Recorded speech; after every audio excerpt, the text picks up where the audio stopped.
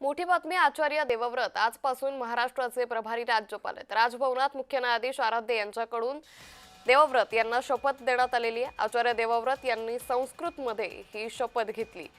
त्यामुळे आजपासून आचार्य देवव्रत यांच्यावरती अतिरिक्त भार असेल। आचार्य देवव्रत यांनी संस्कृतमध्ये राज्यपाल पदाची शपथ घेतलेली आहे।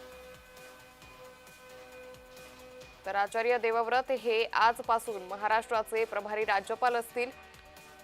यावेळी राजभवनात मुख्य न्यायाधीश आराध्य यांच्याकडून आचार्य देवव्रत यांना ही शपथ देण्यात आलेली आहे। तर यावेळी संस्कृतमधून आचार्य देवव्रत यांनी ही राज्यपाल पदाची शपथ घेतली आहे।